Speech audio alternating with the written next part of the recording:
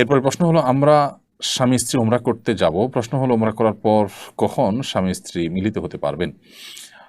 স্বামী স্ত্রী ওমরা করতে গেলে সেক্ষেত্রে ওমরার যে মূল কার্যক্রম আছে, এহরামের কাপড় পরিধান করার পর, তওয়াফ শেষ করার পর, সাই শেষ করার পর উভয়ে মাথা মুন্ডন বা মাথা চুল ছোট করার যে বিধান আছে, মেয়েরা ছোট করা, পুরুষরা মাথা মুন্ডন করা, সেটি শেষ করার পর তারা হালাল। এরপর তারা শারীরিক সম্পর্ক করতে পারবেন। তার আগ পর্যন্ত শারীরিক সম্পর্ক করা তাদের জন্য জায়েজ নাই। হজের ক্ষেত্রে একই কথাই অলমোস্ট প্রযোজ্য, যে যতক্ষণ পর্যন্ত এহরামরত আছেন সমস্ত কার্যক্রম শেষ না হচ্ছে, বিশেষ করে হজের মূল কার্যক্রম 8 তারিখে যে শুরু হয়, সেই তখন থেকে নিয়ে 10 তারিখে এসে হজের যে কার্যক্রমের অংশ হিসাবে জামারাতে পাথর নিক্ষেপ করা সেটি, তারপর জামারাতে পাথর নিক্ষেপের পর কোরবানি করার পর মাথা মুন্ডন করা, তারপরে তওয়াফ সাই করা, এরপর স্বামী স্ত্রীর মধ্যকার সম্পর্ক, শারীরিক সম্পর্ক করা হালাল হয়ে যায়।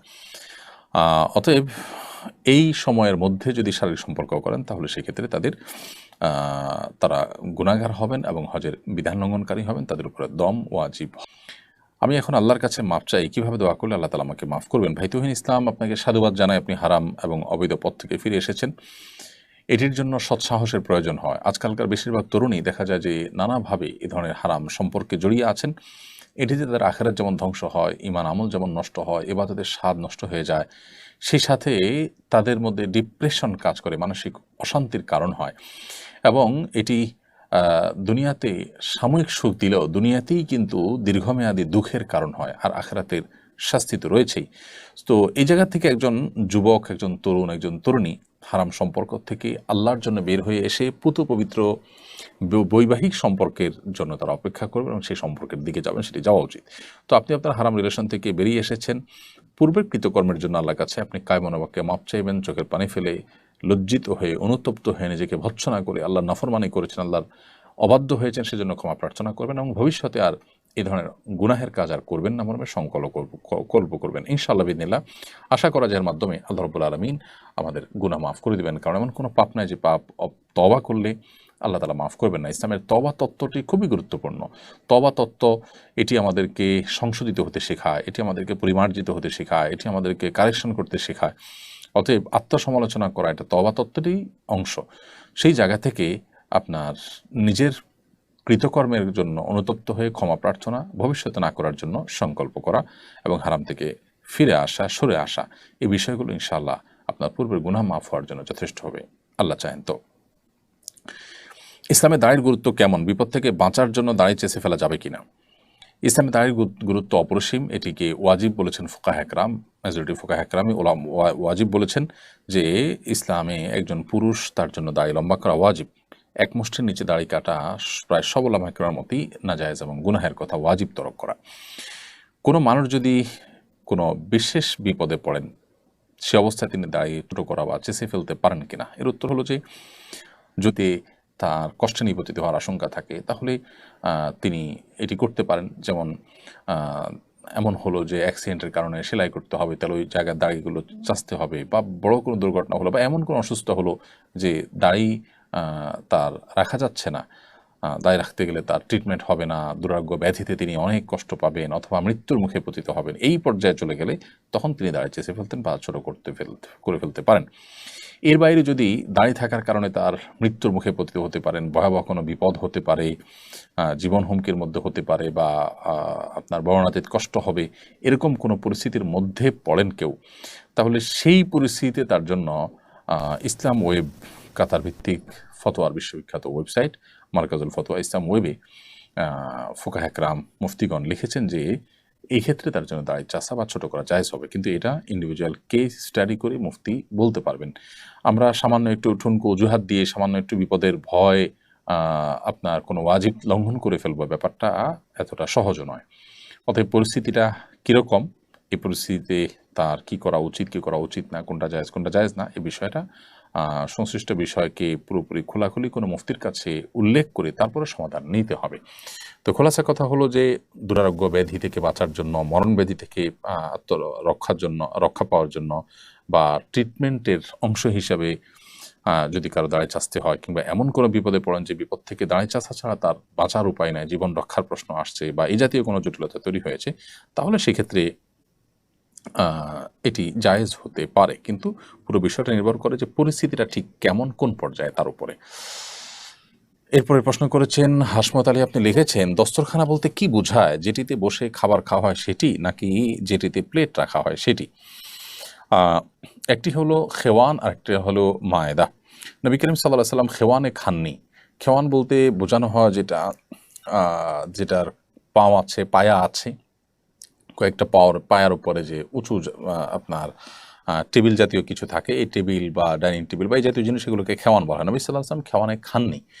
তো খেওয়ানে খাননি এর মানে খেওয়ানে খেলে গুনাহ হবে কিনা, সেটা নিয়ে উলামায়ে মতো পার্থক্য আছে।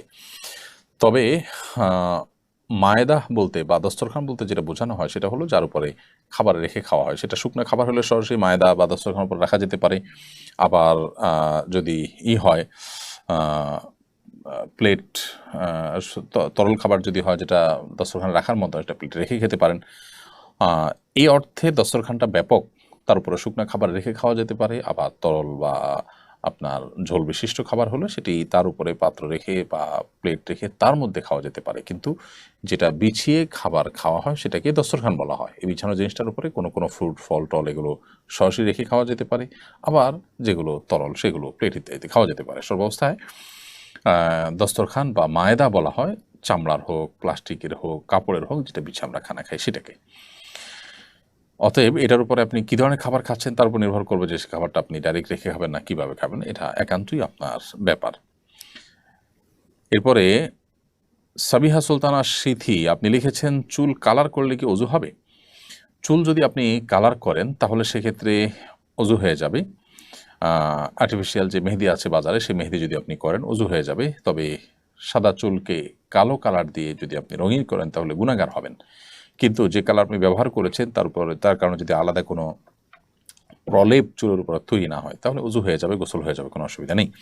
বাট কালো খেজাব ব্যবহার কারণে আলাদা গুনাহ হবে, সেটা ভিন্ন বিষয়। আর এর বাইরে মেহেদি যদি হয় তাহলে সেক্ষেত্রে আর্টিফিশিয়াল মেহেদি থাকলেও এটার উপর দিয়ে অজু এবং গোসল করলে সেটি জায়েজ হবে। রিফাত হোসেন, আপনি লিখেছেন শহীদ মিনারে বা কোনো স্মৃতিস্তম্ভে মোমবাতি প্রজ্বলন সম্পর্কে ইসলাম কি বলে, এই বিষয়ে জানাবেন দয়া করে। শহীদ মিনারে বা কোনো স্মৃতিস্তম্ভে মোমবাতি প্রজ্বলন ইসলাম শরিয়াত দৃষ্টিকোণ থেকে প্রশংসনীয় কোনো বিষয় নয়। দেশের প্রতি ভালোবাসা, মাতৃভূমির প্রতি ভালোবাসা, মাতৃভূমি, দেশ এবং মানুষের জন্য, মাজলুম মানুষের রক্ষার জন্য যারা জীবন বাজি রেখেছেন তাদের প্রতি শ্রদ্ধা করবার কথাও ইসলাম আমাদেরকে বলে। কিন্তু সেই শ্রদ্ধা, ভালোবাসা প্রকাশের যে প্রক্রিয়া সেটা যেন যথাযথ হয়, শরিয়া সিদ্ধ হয়, সেটাই শরিয়া বলে। এমন কোনো কাজ যে কাজের আসলে বৈজ্ঞানিক কোনো ভিত্তি নাই, ধর্মীয় কোনো ভিত্তি নেই, সেটা কোনো অবস্থাতে আসলে গ্রহণযোগ্য হতে পারে না। ধরুন কিছু মানুষ মারা গেছে, তাদেরকে স্মরণ করে আমরা একটা শহীদ মিনার তৈরি করলাম। সেই শহীদ মিনারে আমরা যদি মোমবাতি দেই, হাজার হাজার টাকা, লাখ লাখ টাকা খরচ করে ফুল রাখি, তাতে মৃত মানুষদের কোনো উপকারে আসবে না। এটি না বৈজ্ঞানিকভাবে তার কোনো উপকার আসার কোনো সুযোগ আছে, না ধর্মীয় দৃষ্টিকোণ থেকে উপকার আসার সুযোগ আছে। বরং এই টাকা দিয়ে যদি আমি গরিব দুঃখীদেরকে দান করি আর সওয়াবের বিষয়টি আমি তাদের জন্য সওয়াবের নিয়ত করি যে তাদের তরফ থেকে দান করছি, তাহলে ধর্মীয় দৃষ্টিকোণ থেকে এটি তারা আল্লাহর কাছে সওয়াব পাবেন ইনশাআল্লাহ। সেই সাথে তাদের শরণার্থে আমরা যদি গরিব মানুষের জন্য কাজ করি, কোনো কল্যাণমূলক কাজ করি বা তাদের পরিবারের জন্য আমরা কিছু করতে পারি, সেটাও যৌক্তিক এবং ধর্মীয় দৃষ্টিকোণ থেকে সঠিক। এই জায়গা থেকে এই জাতীয় স্মৃতিস্তম্ভে মোমবাতি জ্বালানো কিংবা ফুল দেওয়া ইসলাম শরিয়ার দৃষ্টিকোণ থেকে অনর্থক কাজ, বরং কোনো কোনো ক্ষেত্রে এটা শিরকের সাথে সাদৃশ্যপূর্ণ। কেউ এখানে পুজো করতে চায় না, পূজার নিয়ত করে না, সেজন্য এটা হয়তো সরাসরি শিরক হবে না, কিন্তু শিরকের যে আয়োজন, যেখানে মোমবাতি, ফুল এগুলো থাকে, মুশরিকরা, হিন্দুরা, অন্য যারা শিরকে লিপ্ত তারা যেরকম করেন, এখানে অনেকটা তার সাথে সাদৃশ্য হয়। তারা প্রতিমার সামনে দেন, এখানে আমরা একটা স্তম্ভ তৈরি করে স্তম্ভের সামনে দিচ্ছি, ব্যাপারটা অনেকটা কাছাকাছি। তো এই সাদৃশ্য গ্রহণ থেকে আমাদের বিরত থাকা দরকার। এই ব্যাপারে কোনো প্রথিতযশা আলেম সারা বিশ্বব্যাপী কারোর কোনো ভিন্ন মত আছে আমার জানা নেই। আমাদের আজকাল জাগতিক অনেক বিষয় আছে যে বিষয়গুলোর ব্যাপারে হালাল হারাম বাজ বিচার করার মতো হিতাহিত জ্ঞানও আমাদের আর নেই, হারিয়ে ফেলেছি। আমরা সমাজের মূল স্রোতে গা ভাসিয়ে অনেকেই কিন্তু অনেক গুনাহে লিপ্ত হয়ে যাচ্ছি।